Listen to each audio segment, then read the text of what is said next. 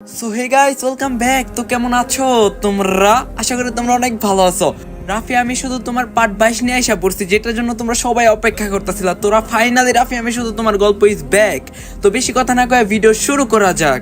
রাফি বলল, আমি কখনো ওর দিকে এভাবে তাকাইনি। নাবিল বুঝেও বলল, তো আজ কিভাবে তাকিয়েছিলি? নাবিল রাফির সাথে মজা নিচ্ছে, রাফি সেটা বুঝতে পারলো না। তখন রাফি বলল, জানি না কিভাবে তাকিয়েছিলাম, কিন্তু আজ আমার চোখে শুধু ওর চেহারাটাই ভাসছে। নাবিল বলল, আচ্ছা বুঝলাম, ও সুন্দরী, তাতে তোর সমস্যা কি? পার্টিতে যাবি না কেন? রাফি বলল, সবাই ওর দিকে তাকিয়ে থাকবে, বিশেষ করে আমার বন্ধুগুলি, সেটা আর আমার সহ্য হবে না। নাবিল বলল, তুই কি ভয় পাচ্ছিস নাকি? ওকে নিজের করে রাখার ক্ষমতা তোর নেই? রাফি বলল, অবশ্যই আছে। নাবিল বলল, তাহলে কেউ তাকাক, তাতে তোর সমস্যা কি? কেউ হাত বাড়ালে তখন না হয় তার হাতটা ভেঙে দিস। তুই না গেলে ব্যাপারটা খারাপ দেখায়। নাবিল অনেক বলে রাফিকে রাজি করালো। রাফি বলল, আচ্ছা তুই যা, আমি রেডি হয়ে আসছি। তুই আমি মেঘলা একসাথে যাব। কিছুক্ষণ পর সবাই যাওয়ার জন্য রেডি হলো। রাফি রেডি হয়ে নিচে নামার সাথে সাথেই রুবিনা বেগম, রাফি তুমি নীলিমাকে নিয়ে যাও। রাফি বলল, কিন্তু মা। রুবিনা বেগম বলল, কোনো কিন্তু না। রাফি নিশ্চুপ। নীলিমা সাতচুন্নি মার কান ভাঙিয়েছে। রাফি বড়দের মুখে মুখে কথা বলতে পারে না, বেয়াদবি করে না কখনো, তাই সে দাঁড়িয়ে দাঁড়িয়ে ভাবছে কি করা যায়। কিছুক্ষণ ভেবে রাফি বাধ্য হয়ে নীলিমাকে নিয়ে চলে গেল। আমি রাফি ভাইয়ের রেডি হওয়ার অপেক্ষা করছি, তখন ফোনে SMS আসলো। SMS-টা নীলিমা করছে। নীলিমা বলল, ইস, একসাথে যাওয়াটা হলো না, সো দুর্ভাগ্য। SMS এর মানেটা বুঝলাম না, পাত্তাও দিলাম না। অনেকক্ষণ পর বুঝতে পারলাম সারা বাড়ি খালি হয়ে গিয়েছে, কারণ কারো সারা শব্দ নেই। তাই ঘর থেকে বের হলাম, দেখলাম আশেপাশে কেউ নেই, পুরো বাড়িটা ফাঁকা। তার মানে আমাকে রেখে সবাই চলে গিয়েছে। আমি নিচে গিয়ে দারোয়ান কাকাকে জিজ্ঞাসা করলাম, কাকু সবাই কি চলে গিয়েছে? দারোয়ান কাকা বলল, হ্যাঁ মা, তুমি যাওনি কেন? মেঘলা বলল, কাকু রাফি ভাইয়াও কি চলে গিয়েছে? দারোয়ান কাকা বলল, হ্যাঁ, উনি তো নীলিমা ম্যাডামকে নিয়ে চলে গেল। মেঘলা বলল, ও আচ্ছা। এবার আমি নীলিমা আপুর SMS এর মানে বুঝলাম। মিথ্যা বলবো না ভাইয়া যে নীলিমা আপুকে নিয়ে পার্টিতে গেল, সেজন্য আমার খুব রাগ হয়েছে। ও এমন দু চোখ আচরণ কেন করছে বুঝতে পারছি না।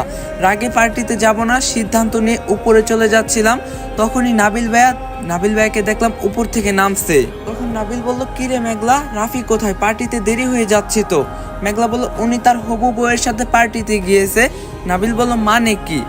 মেঘলা বলল, বাংলাতে বললাম শুনতে পালি না? নাবিল বলল, আচ্ছা স্যার, চল আমরা যাই। মেঘলা বলল, আমার ভালো লাগছে না রে ভাই, তুই যা।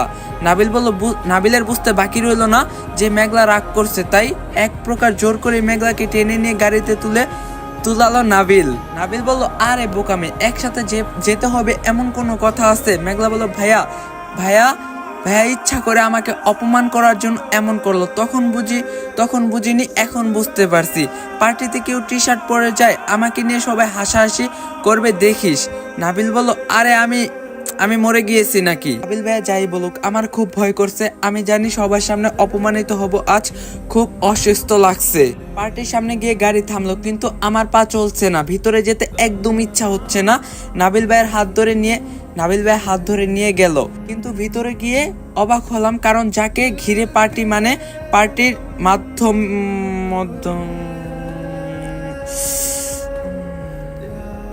গাইস, এই ভিডিওটি স্পন্সর করছে 1x। তোমরা তো 1x এর নাম শুনছোই। 1x হলো নাম্বার 1 ট্রাস্টেড সাইট। তোমার যদি ক্রিকেটে জ্ঞান থাকে তাহলে তুমি ক্রিকেট থেকে ভালো টাকা আর্ন করতে পারবা। তোমার যদি ফুটবলে ভালো জ্ঞান থাকে তোমরা ফুটবল থেকে ভালো টাকা আর্ন করতে পারবা। এছাড়াও সেখানে অনেক প্রকার গেম আছে যেটা খেলে তোমরা টাকা আর্ন করতে পারবা। এবং আমার প্রোমো কোড ইউজ করে ফার্স্ট ডিপোজিটে 200% বোনাস পেয়ে যাবা। সাথে আছে আইফোন 14 প্রো ম্যাক্স জেতার সুযোগ। সো লিংক থাকবে পিন কমেন্টে। মাধ্যমণি নিজের টি-শার্ট পরে পার্টিতে এসেছেন, তাও সেম আমার টি-শার্টটার মতো একটা টি-শার্ট। দেখে ভালো লাগলেও আমার রাগ এখনো কমেনি, তাই তার কাছে গেলাম না। নাবিল বলল, আরে এদিকে কোথায় যাচ্ছিস, চল রাফির কাছে যাই। মেঘলা বলল, না যাব না, ওর কাছে থাকুক ও ওর নীলিমাকে নিয়ে। নাবিল বলল, মেঘলা আমার কথা শোন। মেঘলা বলল, হাত ছাড়। নাবিল ভাইয়াকে ছেড়ে দিয়ে আমি পার্টির মধ্যে চলে গেলাম। রাফি ভাইয়ার প্রায় সব বন্ধু বান্ধবকেই আমি চিনি, ওরাও বেশ ভালোভাবে চিনে আমাকে। সবার সাথে কথা বলছি, আমার বোরিং লাগছে না। এদিকে নাবিল রাফির কাছে যেতেই রাফি বলল, এটার সমস্যা কি রে নাবিল, কি সব করছে? যার তার সাথে হাত মিলাচ্ছে, জড়িয়ে ধরছে, কি এসব? তখন নাবিল বলল, আমি কি করে বলবো, তুই নীলিমাকে নিয়ে ঘুরছিস, ও ছেলেদের সাথে মিশছে, আমার তো শুধু চেয়ে চেয়ে দেখা ছাড়া কিছু করার নেই। রাফি বলল, ওর মিশামিশি বের করছি আমি, দাঁড়া। মেঘলা বলল, তো ভাইয়ারা কেমন আছো, অনেকদিন পর দেখা হলো তাই না? হ্যাঁ হ্যাঁ, অনেকদিন পর, একেবারে এক যুগের চেয়েও বেশি সময় পর। তা সেই খুশিতে একটু নাচবি নাকি? মেঘলা ঠিক পিছনে দাঁড়িয়ে কথাগুলো বলছে রাফি। তখন মেঘলা বলল, নাচলে মন্দ হতো না, কেক কাটা শেষ হোক তখন নাচবো। রাফি বলল, কি? মেঘলা বলল, যা তো এখান থেকে কথার মাঝখানে ফোড়ন কাটাবি না একদম। রাফি বলল, তোর কথা বলার শখ মিটাচ্ছি আমি, দাঁড়া। রাফি ভাইয়া সবার কাছ থেকে দূরে এসে আমার হাত ধরে দাঁড়িয়ে আছে, যেখানে যাচ্ছে আমাকে সাথে নিয়ে যাচ্ছে। মনে হচ্ছে যেন গুলো দিয়ে কেউ আনাদের হাত জুড়ে দিয়েছে। আমার জাস্ট অসহ্য লাগছে। আমি সবার সাথে কথা বলতে চাই, মিশতে চাই, কিন্তু ভাইয়া কিছুতেই হাত ছাড়ছে না। মেঘলা বলো, ছাড় তো, এমন করছিস কেন? তুই তোর মতো পার্টির সেলিব্রিটি কর, আমাকে করতে দে। রাফি বলল, চুপ করে আমার সাথে দাঁড়িয়ে থাক, একটা কথাও বলবি না। তখন মেঘলা বলল, ভালো হচ্ছে না বলছি স্যার। ভাইয়া ছাড়ছে না দেখে আমি আর কিছু না ভেবে ভাইয়ার হাতে কামড় বসিয়ে দিয়ে দৌড় দিলাম, কিন্তু এখন তো আরো বড় ঝামেলায় ছিলাম। এতক্ষণ না হয় ভাইয়ার সাথে দাঁড়াইছিলাম, কিন্তু সবার মাঝে তো থাকতে পারছিলাম, কিন্তু এখন ভাইয়ার ভয়ে লুকিয়ে আছি, আর ভাইয়া আমাকে হন্য হন্য হয়ে খুঁজছে। একটা পিলারের নিচে দাঁড়িয়ে আছে আমি, ঠিক তখনই কেউ আমার কাঁধে হাত রাখলো। দেখেই পরাণ যায় অবস্থা, কারণ এটা রাফি ভাইয়া। ভাইয়া আমার হাত ধরে টেনে নিয়ে যাচ্ছে, কোথায় যাচ্ছে বোঝার আগেই ভাইয়া একটা দড়ি এনে আমার নিজের হাতের সাথে পেঁচিয়ে নিল। আমি তো ভেবেছিলাম ঠাটিয়ে দুইটা থাপ্পড় মারবে, কিন্তু তার কাণ্ড দেখে শুধু অবাক হয়নি, বরং নিজেকে পাগল পাগল মনে হচ্ছে। মেঘলা বলল, কি করছিস এসব? সেদিন রাত ছিল আর নিজের ঘরে ছিল, তাই কিছু বলিনি, কিন্তু এখন সবার সামনে আমাকে এভাবে বাঁধছিস কেন? রাফি বলল, আমার ইচ্ছা হয়েছে তাই। তুই সবসময় আমার সাথে থাকবি, 1 মিনিটের জন্য এদিক ওদিক যাবি না। মেঘলা বলল, আচ্ছা তাহলে হাত ধরে রাখ, বাদিস না প্লিজ, এভাবে বেঁধে রাখলে সবাই আমাদের পাগল বলবে। তখন রাফি বলল, বলুক, তাতে আমার কিছু যায় আসে না, তুই যত তিরিং বিরিং করছিস আমার একদম সহ্য হচ্ছে না। আর ধরে রাখার পর যে কাণ্ড করলে সেটা যে আর রিপিট করবি না তার কি কোনো গ্যারান্টি আছে? তাই বেঁধে রেখেছি, এখন বাকি সময় এভাবেই থাকবি। রাফি মেঘলা দুজনের হাত একসাথে বাঁধা, আবার পার্টিতে দুজনেরই বেমানান পোশাক, তাও সেম টি শার্ট। সবার চোখ রাফি এবং মেঘলার দিকেই, সবাই অবাক হয়ে তাকিয়ে আছে। নেহা, মিলি আর নীলিমা একসাথে দাঁড়িয়েছিল। রাফি আর মেঘলাকে দেখে মিলি অবাক হয়ে বলল, আমি যা দেখছি তোমরাও কি তা দেখতে পাচ্ছ? নেহা বলল, এরা দুজন কি তবে পাগল হয়ে গেল? নীলিমা ডাব্বা করে নীলিমা ড্যাব করে মেঘলার দিকে তাকিয়ে আছে, আর রুমিনা বেগম রাগে ফুসফুস করছে। তবে মেঘলা আর রাফিকে এই পরিস্থিতিতে দেখে নাবিল খুব খুশি হয়েছে। লোকে ইতিমধ্যে ভাইয়াকে পাগল বলা শুরু করছে, কিন্তু তাতে তার কোনো রাগ নেই। সে আমাকে সাথে নিয়ে গেস্ট এন্টেন করছে, আমি তার সাথে বোকার মতো এদিক ওদিক যাচ্ছি। এবার ভাইয়া তার বন্ধুর কাছে গেল, আমিও গেলাম। তখন ভাইয়ার বন্ধু রাব্বি ভাই বলল, যাক তোদের দেখে ভালো লাগছে, সময় বদলালেও তোরা বদলাসনি। রাফি মেঘলার জুটি আগের মতোই আছে। মেঘলা বলল, না ভাইয়া, আপনি ভুল ভাবছেন। ও তো আমাকে কথাটা আর শেষ করতে পারলো না, তার আগেই আমার মুখ চেপে ধরলো ভাইয়া। রাব্বি ভাই বলল, আরে কি করছিস রাফি স্যার? রাফি বলল, জানিস তো মেঘলা 2 লাইন বেশি বুঝে আর 4 লাইন বেশি বলে, তাই ধরে রেখেছি। যাই হোক, তোরা এনজয় কর, আমি আসছি। কথাগুলো বলেই ভাইয়া যথারীতি আমাকে টানতে টানতে সেখান থেকে নিয়ে আসলো। রাফি বলল, কি সমস্যা তোর? মেঘলা বলল, কিসের সমস্যা? রাফি বলল, কি বলতে চেয়েছিলি? মেঘলা বলল, যা সত্যি তাই তো, তুই তো সারাদিন আমাকে অপমান করিস। রাফি বলল, তাই বুঝি? মেঘলা বলল, তাই তো। রাফি বলল, আজ একবার বাসায় যাই, তোর তো হবে। সবার সামনে কিছু বলতে পারছি না, এজন্য ভাবিস না যে তোকে ছেড়ে দিয়েছি। কিছুক্ষণ পরে সবাই চলে আসলো, এবার কেক কাটার পালা। ভাইয়া কেকের কাছে গেল, আমি তখনও তার হাতে বন্দি। ভাইয়া কেক কাটলো, সবাইকে খাইয়ে দিল, কিন্তু আমি যে তার সাথে দাঁড়িয়ে আছি সেটা হয়তো তার চোখে পড়েনি, তাই আমাকে দিল না। যাক, তাতেও তো ততটা মন খারাপ হয়নি, কিন্তু কেক কাটার পর হঠাৎ বড়মা কিছু বলতে শুরু করলো, যা শুনে আমার মন খারাপ হয়ে গেল। বড়মা বলতে শুরু করলো, উপস্থিতি সকলকে জানাই আন্তরিক শুভেচ্ছা জানিয়ে এখন আমি আপনাদের একটা সুখবর দিতে চাই, আর সেটা হলো আমাদের একমাত্র ছেলে রাফির সাথে আমার বড় বোনের বড় মেয়ে নীলিমার বিয়ে ঠিক করছি, তাই চাচ্ছি আজ এঙ্গেজমেন্টটা করে ফেলতে। কথাটা শুনে সবাই হাততালি দিলেও কে কতটা খুশি হয়েছে জানি না, কারণ রাফি ভাইয়ের কিছু বন্ধুদের রিয়াকশন দেখে মনে হচ্ছে তারা অবাক হওয়ার পাশাপাশি রেগেও গিয়েছে দেখে। আর আমার মনে হচ্ছে কেউ যেন আমার বুকের পাঁজরে হাতুড়ি পিটা করছে, কিন্তু রাফি ভাইয়ের কোনো রিয়াকশন দেখলাম না। সে চুপচাপ দাঁড়িয়ে আছে, তার ভাব দেখে মনে হচ্ছে যেন এটা হওয়ারই ছিল। খুব শান্তভাবে ভাইয়া আমার হাত ধরে এগিয়ে যেতে চাইলো, কিন্তু আমার পা যেন নড়ছেই না। আমি ঠাইট দাঁড়িয়ে আছি দেখে ভাইয়া একটু জোর করলো। আমি এবার প্রাণপণ চেষ্টা করছি ওর হাত থেকে ছাড়া পাওয়ার, কিন্তু পারছি না। আমি যতই হাতটা ছাড়ার চেষ্টা করছি ভাইয়া ততই হাত চেপে ধরছে। এবার আমার ব্যথা লাগছে। মেঘলা বলল, কি করছিস স্যার? ব্যথা লাগছে। রাফি বলল, ব্যথা লাগার মতো কাজ করলে ব্যথা তো লাগবেই। মেঘলা বলল, ভাইয়া আসলে চাইটা কি? আমাকে ধরেও রাখবে, আবার নীলিমা আপুকে রিংও পরাবে? এসবের মানে কি? না, এটা হতে পারে না। ভাইয়া এবার আমাকে নিয়ে এগিয়ে গেল আর রিংটা হাতে নিল। কেন জানি আমার আর সহ্য হলো না। আমি সবার সামনে ভাইয়ার গালে থাপ্পড় বসিয়ে দিলাম। এমন পরিস্থিতির জন্য কেউ প্রস্তুত ছিল না। থাপ্পড়ে কতটা ব্যথা পেয়েছে জানি না, কিন্তু ভাইয়ার অগ্নিমূর্তি দেখে বুঝলাম ভাইয়া খুব রেগে গিয়েছে। রাফি বলল, এত সাহস কবে হলো মেঘলা? সবার সামনে তুই আমাকে থাপ্পড় মারিস? কি বলবো বুঝতে পারছি না, চুপচাপ দাঁড়িয়ে আছি। তখন রাফি বলল, সিক্রেট ক্যান করলি জবাব দে। মেঘলা বলল, আমি মানে আর কিছু বলতে পারলাম না, কারণ আমার খুব ভয় করছে। তখনই ভাইয়ের বন্ধুগুলো এগিয়ে আসলো আর রাব্বি ভাই বলে বসলো। রাব্বি ভাই বলল, এটা হওয়ারই ছিল রাফি। সারা জীবন মেঘলার সাথে মজা নিয়ে আজ অন্যজনকে বিয়ে করবি, এটা কেমন কথা? রাফি বলল, আমি মজা নিয়েছি? রাব্বি বলল, একজনের হাত ধরে দাঁড়িয়ে আসিস আর বিয়ে করবি অন্য আরেকজনের? বাহ রাফি বাহ, এই না হলো চরিত্র। আজ মেঘলা বড়লোক নয় বলে ছেড়ে দিলি? সি সি সি সি। তখন রাফি বলল, আমি কি করতে চেয়েছিলাম সেটা তোদের কেন বলবো? রাব্বি বলল, কি করতে চেয়েছিলে আমরা সবাই দেখছি, স্বার্থপর বেঈমান মেয়েদের সাথে খেলা করা। স্যার এখনো সময় আছে। শুধু রাব্বি ভাই না, আরো অনেকেই ভাইয়াকে কথা শোনাতে শুরু করলো। রাফি বলল, কাকে তোরা কি বলছিস? বুঝতে পারছিস কি যে আমি কোনোদিনও কোনো মেয়ের দিকে ভালো করে তাকাইনি, সেই আমি মজা নেই? মেঘলা বলল, হ্যাঁ নিস তুই আমার সাথে। তুই একটা বেঈমান স্বার্থপর লুবি ছেলে, আই জাস্ট হেট ইউ। তখন রাফি বলল, মেঘলা চুপ কর, ধমক দিয়ে বলে আমাকে থাপ্পড় মারতে চাইলো। নাবিল ভাই এসে রাফির হাত ধরলো। নাবিল বলল, রাফি শান্ত হ। তখন বড় মা এগিয়ে আসলেন। তখন রুমিনা বেগম বলল, এই তোমরা কাকে কি বলছো? কোনো ধারণা আছে? আমার ছেলে হাজারে একটা, ওর চরিত্র নিয়ে কথা বলার সাহস কি করে হয় তোমাদের? আর ও কেন মেঘলাকে বিয়ে করবে? আর মেঘলা, তুই যে রাফিকে থাপ্পড় মারলে তোর সাহস কি করে হয়? মূর্খ ফকিন্নি, যেদি বদমেজাজি, দেখতে তেমন ভালো না। তোকে কে বিয়ে করবে বলতো? গ্যারান্টি দিয়ে বলতে পারি তোকে কেউ বিয়ে করবে না। শেষমেশ বুড়ো কারো গলায় ঝুলতে হবে। তখন রাফি বলল, কোনো কাজ করার আগে ভালোভাবে ভাবতে হয়। কি করছিস, কোথায় করছিস, কেন করছিস, এমন কেন করলি? জবাব দে। আজ পর্যন্ত কোনোদিন আমি তোকে বলছি যে তোকে আমি ভালোবাসি?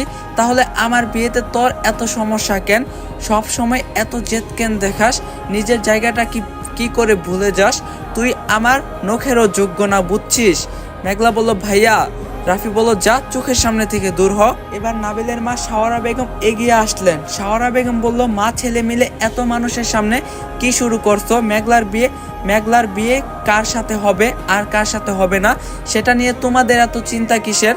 তখন রুবিনা বেগম বলল, চিন্তা না করে উপায় আছে কি? সেই তো আমার ছেলের ঘাড়ের উপরেই পড়ে থাকবে। নিজের বাবা তো বাসা থেকে বের করে দিয়েছে। এতই যদি ভালো হতো নিজের বাবা কি বাসা থেকে বের করে দিত?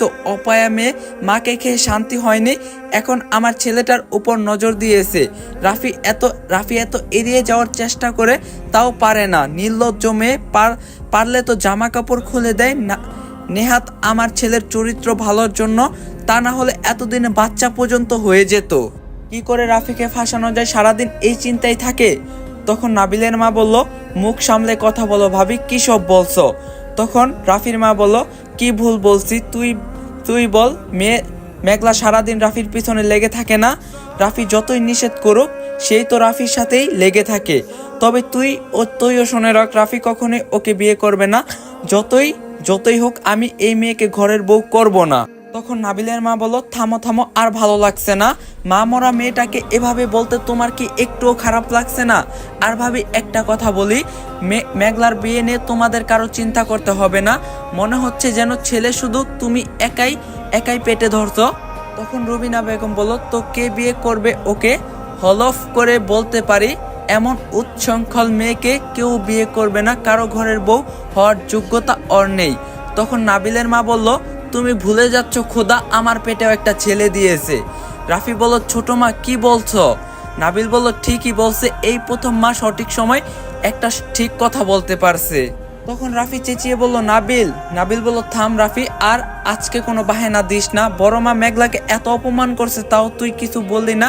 ও আচ্ছা, বুঝতে পেরেছি, আসলে মেঘলা আকাশে মৌসুমি হয় বর্ষাকাল, চলে গেলেই হারিয়ে যায়, বাকি সারা বছর নীল আকাশ থাকে। তাই তোর হয়তো এখন নীলিমার নীল রঙেই শাস্তি ইচ্ছা করছে, মেঘলাকে আর ভালো লাগছে না। তবে তুই হয়তো জানিস না, আকাশের মেঘ পছন্দ না হলেও আকাশের মেঘ না পছন্দ হলো চাতক পাখি কিন্তু ওই একটুখানি মেঘলার আশাই সারাটা বছর অপেক্ষায় থাকে। তখন রাফি বলল, নাবিল আমার কথাটা শোন। নাবিল বলল, শুনেছি, দেখেছি, বুঝিয়েছি, সব বুঝিয়ে বলছি, আজ তুই শুধু মেঘলাকে নয় নাবিলকেও হারালি। সবার কথা শুনে আমি হতবাক হয়ে চুপচাপ দাঁড়িয়ে আছি, কি বলবো বা কি বলা উচিত বুঝতে পারছি না। একবার রাফি ভাইয়াকে, আবার নাবিল ভাইয়ের দিকে তাকাচ্ছি। তখন নাবিল ভাইয়া রাফি ভাইয়ের হাত থেকে আমাকে ছাড়িয়ে নিল। তখন নাবিল বলল, চল মেঘলা, আর এখানে এক মুহূর্ত না। মেঘলা নাবিলের সাথে চলে গেল। আর এদিকে রাফি বলল, বাহ মেঘলা বাহ, আজ সবাই তোর আপন, শুধু রাফি পর। তুই আমাকে একটুকু ভরসা করতে পারলি না। অথচ একটা দিন ছিল যখন তুই শুধু রাফিকেই ভরসা করতি, আর আজ ভরসা করতে পারছিস না। একটাবার বোঝার চেষ্টা করলি না কেন রাফি এঙ্গেজমেন্ট করতে তোর হাত ধরে স্টেজে উঠলো? আমি তোর হাত ধরে রেখে অন্য কাউকে রিং পরাবো, এটা তুই কি করে ভাবলি? ভেবেছিলাম আজ তোকে সারপ্রাইজ দিব, সবার সামনে সব বলে দিয়ে, ভুল বুঝাবুঝি মিটিয়ে দিয়ে বলবো আমি তোকে ভালোবাসি, সবার সামনে রিং পরিয়ে সারা জীবনের জন্য তোকে আমার করে নিব। কিন্তু তুই আমার হাত ছেড়ে নাবিলের হাত ধরে চলে গেলি কেন রে মেঘলা? তুই কেন আমাকে বুঝলি না? আচ্ছা, থাপ্পড়টাই বা মারলি কেন? তুই তো নিজেও নীরবের হাতে রিং পরিয়েছিলি। কই, আমি তো সেটা নিয়ে কথা বলিনি। নাবিল ভাইয়ের সাথে বাসায় ফিরে আসলাম ঠিকই, কিন্তু মনটা খুব খারাপ আমি এমনটা চাইনি। রাফি ভাইয়া আমাকে যতই অপমান করুক, ওকে অপমান করার কথা আমি চিন্তাও করতে পারি না। আমি যে ওকে ভালোবাসি। রাত হয়ে গিয়েছে, ঘরে একা একা বসে আছি, ভাইয়ারা এখনো ফিরেনি। নাবিল ভাইয়া আমাকে নামিয়ে দিয়ে কোথায় যেন চলে গিয়েছে। তখনই কারো পায়ের আওয়াজ পেলাম, পরক্ষণে দরজা লকের শব্দ পেলাম। ভাইয়ারা এসেছে ভেবে এগিয়ে গেলাম, কিন্তু আমি ভাবতেও পারিনি গিয়ে এমন কিছু দেখবো। যে এসেছে তাকে দেখে হাত পা ঠান্ডা হয়ে যাচ্ছে। সেই কালো পোশাক, মুখোশ, মাস্ক পরা, হ্যাঁ ঠিক ধরতে পেরেছেন, আমি যাকে ভিলেন বলে ডাকি সেই এসেছে। আমি উপরে দাঁড়িয়ে দাঁড়িয়ে দেখছি সে বাসায় ঢুকলো, বাড়ির মেন দরজা লক করে দিয়েছে। আজ আমি বাসায় একা, আর কেউ নেই, এটা ভেবেই গায়ে কাটা দিচ্ছে, কি করব বুঝতে পারছি না। দেখলাম ছেলেটা এক পা করে উপরে উঠে আসছে। কিছু ভেবে না পেয়ে তাড়াতাড়ি গিয়ে আলমারির পিছনে লুকিয়ে পড়লাম, কিন্তু ছেলেটা উপরে এসে অন্য কোনো দিকে না গিয়ে সোজা আমার দিকে এগিয়ে আসছে। তাহলে কি ও আমাকে দেখে ফেলছে? হয়ে হাত পা কাঁপছে, ইঁদুরের মতো হাত পা গুটিয়ে বসে আসছি যেন কাপড়ের আড়ালে আমাকে দেখা না যায়। কিন্তু ছেলেটা একদম আমার কাছে এসে আলমারির ফাঁক দিয়ে আমার দিকে একটা চিরকুট এগিয়ে দিল।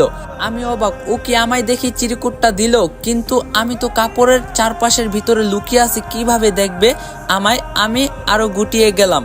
ছেলেটা কাগজটা ধরে রেখে নিজের বাম হাত নিচু করে দিল, আর তার হাতের দিকে তাকিয়ে আমি যা দেখলাম তাতে নিজের চোখকে বিশ্বাস করাতে পারছি না। কারণ তার হাতের ঘড়িতে আমার চারপাশে সবকিছু দেখা যাচ্ছে।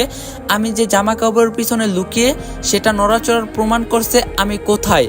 আমি বোকা হতে পারি, কিন্তু এত বোকা নই, এটার মানে আমি বুঝলাম আমার গায়ে কোনো ক্যামেরা আছে যা এই ঘড়ির সাথে অ্যাড করা, তাই আমি যেখানেই যাই না কেন এই ঘড়িতে সেটা দেখা যাবে। বুঝে গেলাম এই ছেলে এতদিন কিভাবে আমার সব খবর রাখতো। সাথে এটাও বুঝলাম আমার পালানোর আর কোনো উপায় নেই। অতএব চিরকুটটা হাতে নিলাম, তাতে লেখা, যা ভাবছো ঠিকই তাই, তোমার গলার চেনে ক্যামেরা আছে, তুমি কখন কোথায় যাও কি করো সবই আমি দেখি, তাই শুধু লুকিয়ে লাভ নেই, বের হও, এখানে থাকলে গরমে শীত সিদ্ধ হয়ে যাবে। মেঘলা বলল, না আমি এভাবে হেরে যাব না, এই ছেলের উদ্দেশ্য যে খারাপ সেটা আমি জানি, যেভাবে হোক নিজেকে রক্ষা করতে হবে। তাই আলমারিটা এক ধাক্কায় খুলে ছেলেটা কিছু বুঝে ওঠার আগেই দিলাম দৌড়। ছেলেটা আমার পিছন পিছন আসছে, আমি দৌড়াতে দৌড়াতে ছাদে চলে আসলাম। ছাদের একদম কিনারে দাঁড়িয়ে আছি, আমি একদম ছাদের গা ঘেঁষে দাঁড়িয়ে ছেলেটাকে উদ্দেশ্য করে বললাম, না আসবেন না, আপনি আমার কাছে একদম আসবেন না, আর এক পাও আমার কাছে আসতে চাইলে আমি এখান থেকে ঝাঁপ দিব। বুঝলাম ওষুধ কাজে লেগেছে, কারণ ছেলেটার চোখে আমি ভয়ের ছাপ দেখতে পেলাম। ছেলেটা একটু থেমে গিয়ে আমাকে ইশারা করে বোঝাতে চাইছে ও আমার ক্ষতি করবে না, আমি যেন কিনার থেকে সরে আসি। আমি মনে প্রাণে সিদ্ধান্ত নিয়েছিলাম ছেলেটা বেশি বাড়াবাড়ি কিছু করলে আমি আজ নিজেকে শেষ করে দিব। আমি সরে আসছি না দেখে ছেলেটা একটু এগিয়ে আসতে চাইলো, তখনই আমি আরো একটু পিছিয়ে গেলাম। সাথে সাথে ছেলেটা এই প্রথমবারের মতো কথা বললাম না, সে কথা বলেনি, বরং চিৎকার করে উঠলো। সে ভেবেছিল আমি পড়ে যাচ্ছি, আমিও পড়ে যাওয়ার ভাব নিয়েছিলাম। ছেলেটা প্রথম বলা শব্দটা ছিল চিৎকার করে বলা, না মেঘলা। এবার যখন আমি পড়ে যাইনি দেখে ছেলেটা আমাকে ধমকে সুরে বলে উঠলো, অতিরিক্ত বাড়াবাড়ি করছিস সবসময়। তার কথা শুনে তো আমি হাওয়ায় ভাসছি, কারণ আমি পড়ে যাচ্ছি দেখে সে ভয়ে সব ভুলে গিয়ে নিজের আসল রূপে ফিরে এসে আমাকে ধমকাতে শুরু করে দিয়েছে। আমার মনে তো লাড্ডু ফুটছে, কারণ আমার প্ল্যান সাকসেস হয়েছে। আমি আগে থেকে জানতাম এই ভিলেন মহাশয় কে, তার মুখোশ খোলার জন্যই পড়ে যাওয়ার অভিনয় করার প্ল্যান করছিলাম। আর আমার ওষুধ ম্যাজিক কাজ করছে দেখে খুশিতে একটা নাগিন ডান্স দিতে ইচ্ছা করছে না। এবার আর নিজেকে আটকাতে পারলাম না, দৌড়ে গিয়ে তাকে জড়িয়ে ধরলাম। তখন ছেলেটা বলল, কি হচ্ছেটা কি, এটা অসভ্য মেয়ে। মেঘলা বলল, হয়েছে, এবার অভিনয়টা নিজের পকেটে রেখে দে। তুই কি ভেবেছিলি আমি তোকে চিনব না? তুই মুখ ঢেকে রাখলে কি হবে? তোর চোখ আমি চিনি না, তোর টাচ, তোর কিস সব আমি চিনি, বুঝেছিস? শুধু অপেক্ষায় ছিলাম তোর নিজের মুখে স্বীকার করার। এবার বল কাহিনী কি, আমার সাথে এমন করার কারণ কি? আমি তো অনেক আগেই তোকে চিনে গিয়েছি, আজ ইচ্ছা করে পড়ে যাওয়ার ভাব নিলাম যাতে তুই স্বীকার করিস। রাফি এবার নিজের মুখোশটা খুললো। তখন রাফি বলল, তুই জানতি এটা আমি? মেঘলা বলল, শুধু তুই না, তোর সাথে নাবিল ভাইও ছিল, কখনো আসতো আবার কখনো তুই। রাফি বলল, মানে কি? মেঘলা বলল, আমাকে কি তুই পাগল পেয়েছিস নাকি? তুই আমাকে এত অপমান করিস, তাও আমি তোর পিছনে পড়ে থাকি, এর কারণ কি বুঝিস না? রাফি বলল, কি কারণ? মেঘলা বলল, আমি খুব ভালো করে জানতাম তুই আমাকে ভালোবাসিস, তাই প্রতিদিন আমাকে কষ্ট দেওয়ার পর আবার আদর করতে আসতি। এটাও জানি তুই আমাকে মেরেছিলিস বলেই নিজেই ইচ্ছা করে নিজের হাত ভেঙেছিলি। আর নাবিল ভাইয়াকেও তুই এই বলেছিলি ভিলেন সেজে আমাকে হেল্প করতে।